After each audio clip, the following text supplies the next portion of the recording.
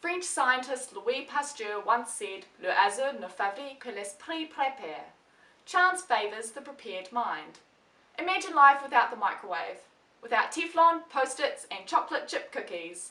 Serendipity has led to many interesting discoveries, and my introduction to science was somewhat serendipitous. As a young girl, I considered many career options, from vet and architect to Spice Girl and Pokemon trainer.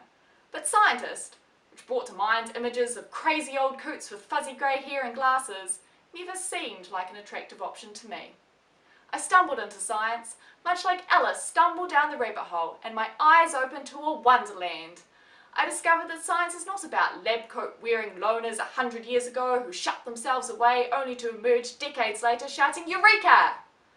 Science is what propels the human race forward. It's an exciting world full of quirky characters where childlike curiosity and creativity are valued. In the wonderful world of science, anyone can find their niche. My passion is drug design. These days the focus is on rational design based on an in-depth understanding of how a nasty microorganism does its job.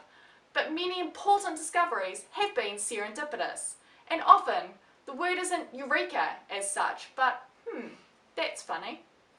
Many of you know the story of Alexander Fleming, who noticed a cell-free halo surrounding an area of mould that had contaminated his bacterial culture plate. His prepared mind and curiosity allowed him to isolate penicillin. In the presence of penicillin, the bacterial cell outgrows its cell wall and eventually, BAM! The cell explodes. The physicist Barnett Rosenberg was curious to see what would happen to bacterial cells in the presence of an electrical current. He discovered that the cells grew but never divided.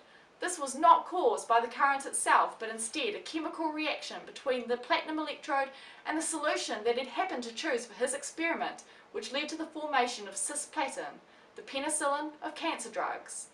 The molecule binds DNA, interfering with the cancer cell's replication machinery, and the cell, sensing that something is wrong, commits suicide, a process called apoptosis, and the tumour shrinks. Until the discovery of cisplatin, ovarian and testicular cancers were resistant to all treatments, but these days most cases are curable.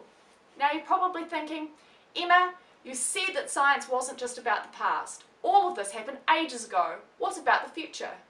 Well, there are many things that are within our grasp.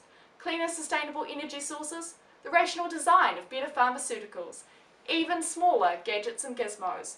But what is most exciting and potentially most important are the things that we can't imagine, the things that will be discovered when a creative scientist with a prepared mind stumbles down a rabbit hole and says, that's funny.